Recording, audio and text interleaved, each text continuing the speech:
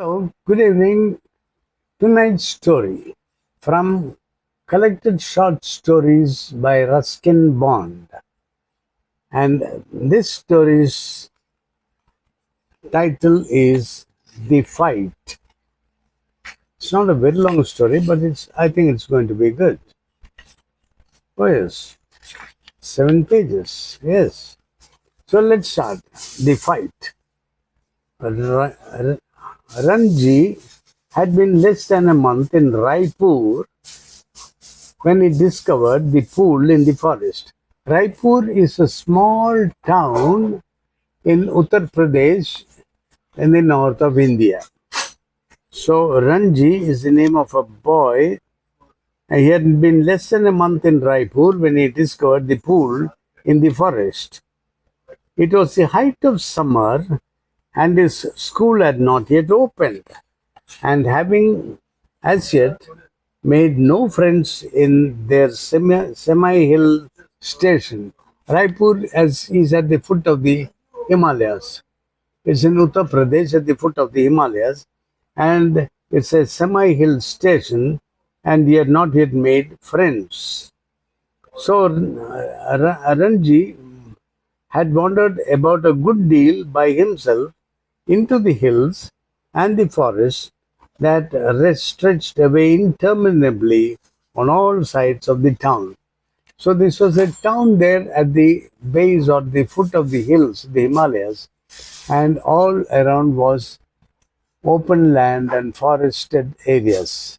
Not heavy, thick forest, but it was not agricultural land. There were open lands with trees. It was hot, very hot at that time of the year, and Ramji walked about in his vest and shorts, his brown feet white with the chalky dust that flew up from the ground.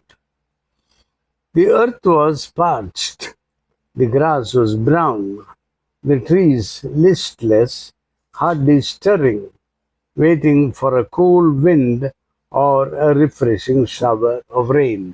This is what happens in summer, particularly in a vast open area like North India in the UP. I'll read that sentence again for you to get the feel of it. The chalky dust flew up from the ground as he walked. The earth was parched, the grass brown, the trees listless, hardly stirring, waiting for a cool wind or a refreshing shower of rain. That is when the earth is waiting for rain. And during the summer, the earth actually waits for rain.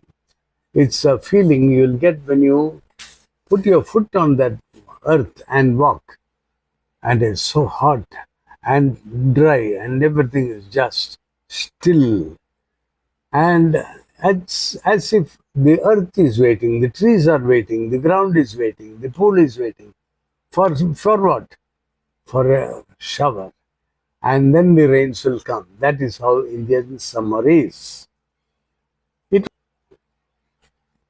was hot, very hot at that time of year, and Ranji walked all about in his vest and shorts, his brown feet white with the chalky dust that flew from the ground.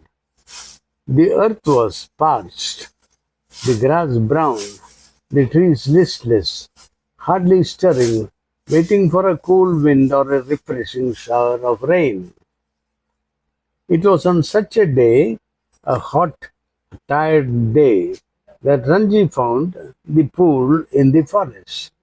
So just walk a little while and you are inside the forest and there was a pool.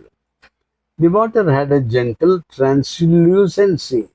Translucency means it was something which you could see through. If there's a fish swimming under the water, you could see it. Not very clearly like through a glass, a pane of glass, but you could see it with a little bit of a shade that is translucent. And you could see the smooth round pebbles at the bottom of the pool. A small stream emerged from a cluster of rocks to feed the pool. During the monsoon, this stream would be a gushing torrent. So during summer, this stream would be a gushing torrent, cascading down from the hills. But during the summer, it was barely a trickle. So it makes a world of difference. During summer, this water is less and less and less. So the stream becomes a trickle.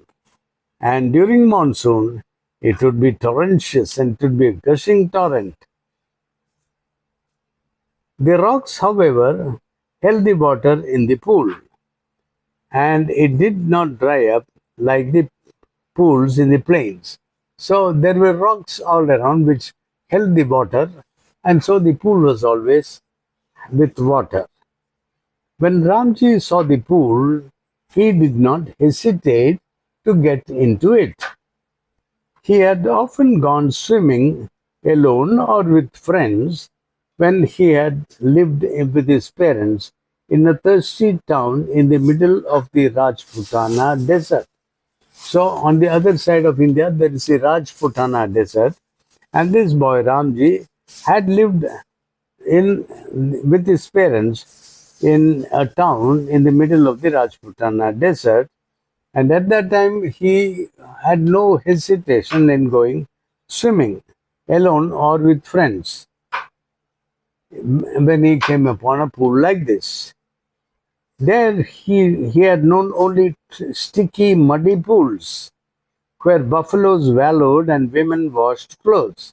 So in Rajputana, the pools were smaller, sticky, and muddy, and buffaloes would come and soak in the pools to cool off, and women would wash clothes.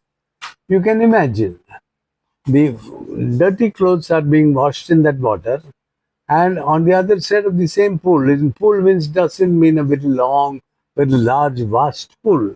A pool may be 100 or 500 square feet or meters, not a very large, but quite adequately large to have fresh water, and there's a stream trickling into it all the time. So there is fresh water coming. So the women would go near the inlet where the stream comes into the pool, where they would get fresh water to wash their clothes, and they would take it and carry it out. The water will be in the pool, and the buffaloes, etc., would come from the other side to drink water and get into the pool and cool off because it would be very hot in summer in that place. When Ramji saw the pool, he did not hesitate to get into it. He had often gone swimming alone or with friends when he had lived with his parents in a thirsty town in the middle of the Rajputana desert. There he had known only sticky, muddy pools where buffaloes wallowed and women washed clothes. He had never seen a pool like this, so clean and cold and inviting. He threw off all his clothes, as he had done when he went swimming in the plains, and leapt into the water. Rajputana is in the plains, in the desert. So that's a comparison. And he leapt into the water. His limbs were supple, free of any fear, free of any fat, and his dark body glistened in patches of sunlit water. The next day he came again to quench his body in the cool waters of the forest pool. He was there for almost an hour, sliding in and out of the limpid green water, or lying stretched out on the smooth yellow rocks in the shade of broad-leaved sal trees. It was while he lay thus naked on a rock that he noticed another boy standing a little distance away, staring at him in a rather hostile manner. The other boy was a little older than Ramji, taller, thick-set, with a broad nose and thick red lips. He had only just noticed Ramji, and he stood at the edge of the pool wearing a pair of bathing shorts, waiting for Ramji to explain himself. So the other boy was staring at Ramji and waiting for Ramji to explain himself. When Ramji did not say anything, the other boy called out, "What are you doing here, mister?" Ramji, who was prepared to be friendly, was taken aback at the hostility of the other person. "I'm swimming," he replied. "Why don't you join me?" "I always swim alone," said the other boy. "This is my pool. I did not invite you here. And why are you not wearing any clothes?" "Oh, it's not your business if I do not wear any clothes. I have nothing to be ashamed of." "You skinny fellow, put on your clothes." "Fat fool, take yours off," said Ramji. This was too much for the stranger to tolerate. He strode up to Ramji, who still sat on the rock, and planting his broad feet firmly on the sand, said as though this would settle the matter once and for all, "Don't you know I am a Punjabi? I do not take replies from villagers like you." Then Ramji said, "So you like to fight with villagers?" Said Ramji, "Well, I am not a villager, I am a Rajput." "I am a Punjabi. I am a Rajput." They had reached an impasse. One had said he was a Punjabi, and the other had proclaimed himself a Rajput. There was little else that could be said. "You understand that I am a Punjabi?" said the stranger, feeling that perhaps this information had not penetrated Ramji's head. "I've heard you say that 3 times," said Ramji. "Then why are you not running away?" "Oh, I am waiting for you to run away," said Ramji. "I'll have to beat you," said the stranger, assuming a violent attitude, showing Ramji the palm of his hand. I'm waiting to see you do it," said Ramji. "You will see me do it," said the other boy. Ramji waited. The other boy made a strange hissing sound. They stared at each other in the eye for almost a minute. Then the Punjabi boy slapped Ramji across the face with all the force he could muster. Ramji staggered, feeling quite dizzy. There were thick red finger marks on his cheek. "There you are," exclaimed the assailant. "Will you be off now?" For answer, Ramji swung his arm up and pushed a hard, bony fist into the other's face. And then they were at each other's throats, swaying on the rock, tumbling onto the sand, rolling over and over, their legs and arms locked in a desperate, violent struggle. Gasping and cursing, clawing and slapping, they rolled right into the shallows of the pool. Even in the water, the fight continued as, spluttering and covered with mud, they groped each other's head and throat. But after 5 minutes of frenzied, unscientific struggle, neither boy had emerged victorious. Their bodies heaving with exhaustion, they stood back from each other, making tremendous efforts to speak. "Now, do you realize I'm a Punjabi?" gasped the stranger. "Do you know I'm a Rajput?" said Ranji with difficulty. They gave a moment's consideration to each other's answers, and in that moment of silence, there was only their heavy breathing and the rapid beating of their hearts. Then you will not leave the pool? Asked the Punjabi boy. I will not leave it, said Ramji. Then we shall have to continue the fight, said the other. All right, said Ramji. But neither boy moved, neither took the initiative. The Punjabi boy had an inspiration. We will continue the fight tomorrow, he said. If you dare to come here again tomorrow, we will continue the fight, and I will not show you mercy as I have done today. I will come tomorrow, said Ramji. I'll be ready for you. They turned from each other then, and going to their respective rocks, put on their clothes, and left the forest by different routes. That was interesting. Now, continuing next sentence.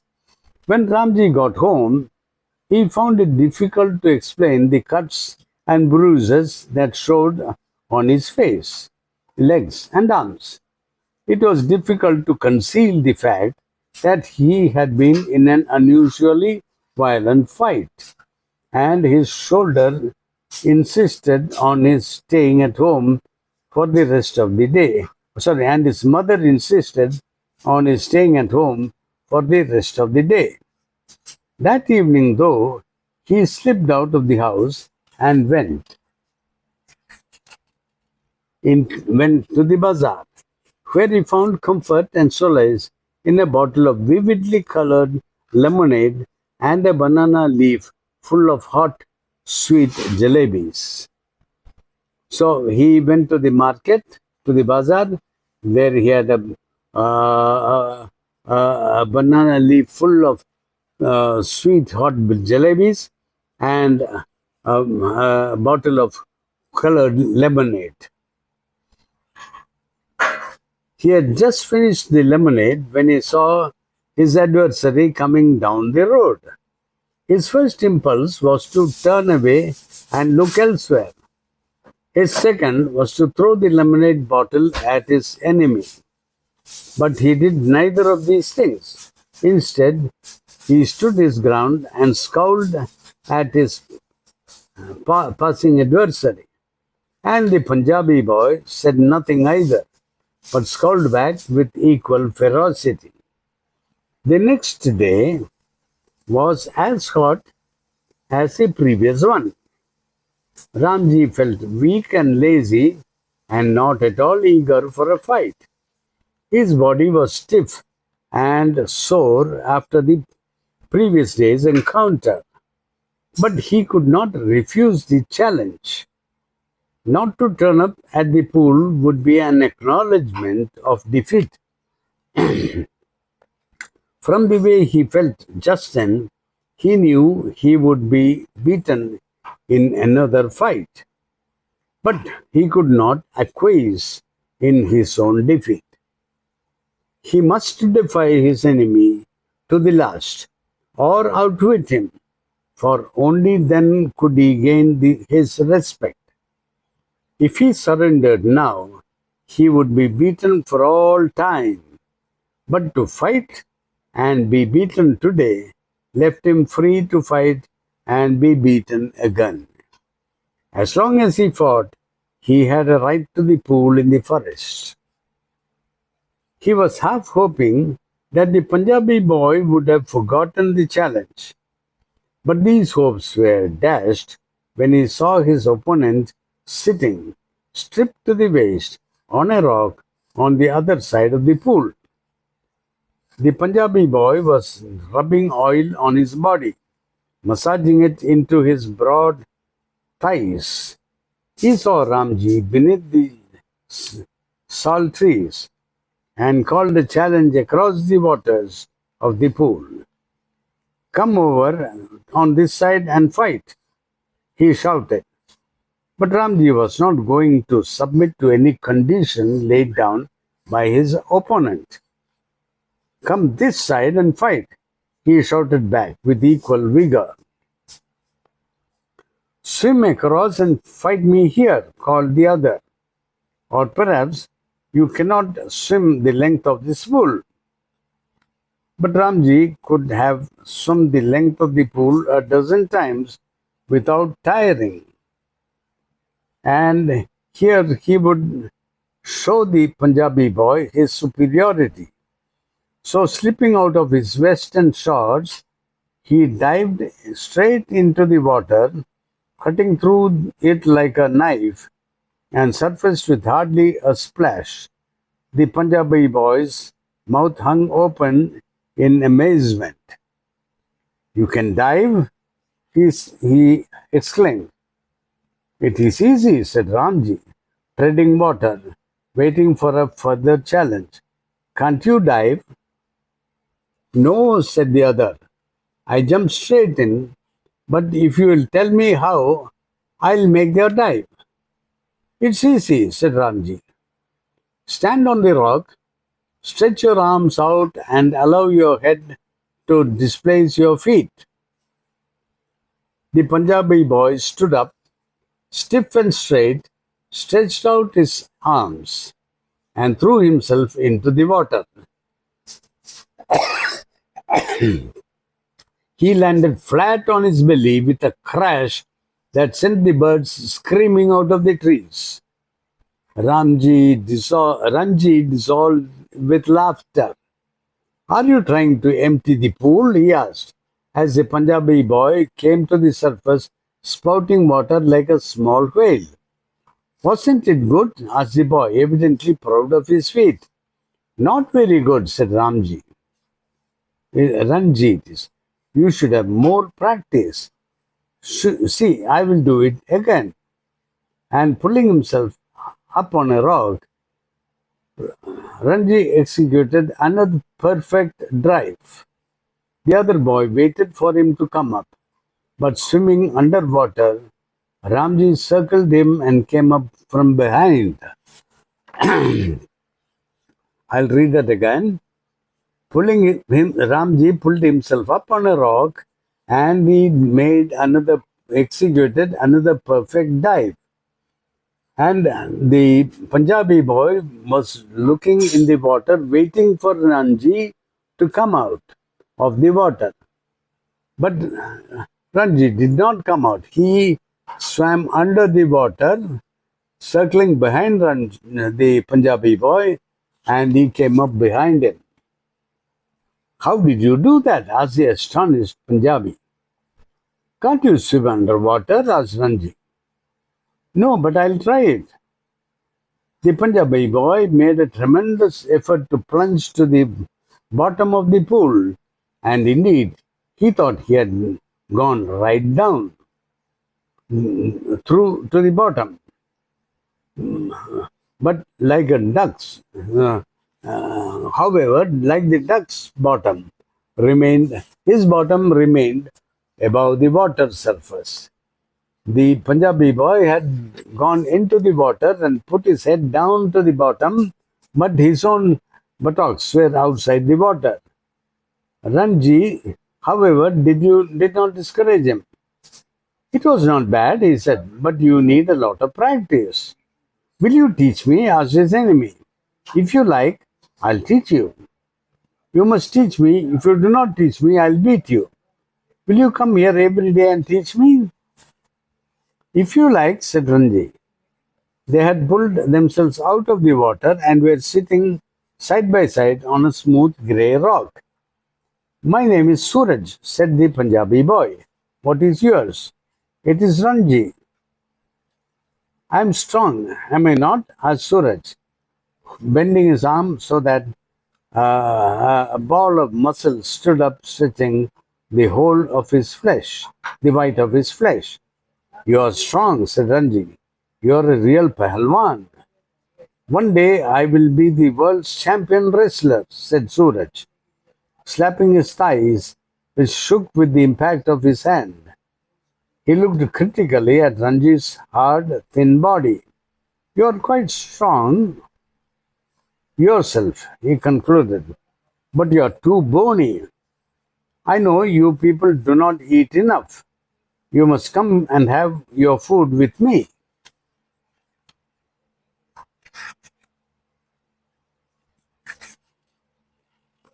I drink one share of milk every day. We have got our own cow. Be my friend, and I will make you a Palwan like me. I know. If you teach me to dive and swim and underwater, I'll make you a Pahalwan. That is fair, isn't it? That's fair, said Ranji, though he doubted if he was getting the better of the exchange. Suraj put his arm around the younger boy and said, We are friends now, yes? They looked at each other with honest, unflinching eyes, and in that moment, love and understanding were born. We are friends, said Ranji. The birds had settled again in the branches, and the pool was quiet and limpid in the shade of the sal trees. It is our pool, said Suraj. Nobody else can come here without our permission. Who would dare? Yeah, who would dare? Said Ranji, smiling with the knowledge that he had won the day. That was a nice story. So Ranji and Suraj became friends. And they had a deal. Ranji. Not Ramji. No, it is Ranji. I had to look at it closely. Oh, Ah, so, so they had a bargain. They had a deal. so one correction. Yeah. Raipur is You said Chhattisgarh. it's in Chhattisgarh, not in UP. So it's in central India in the heartland, Hmm. dry heartland, the outback of India. Okay, so I've hardly seen it on a map also. Sholay. Okay. That is a nice little story. Would you like me to read another? Uh, No, I don't think.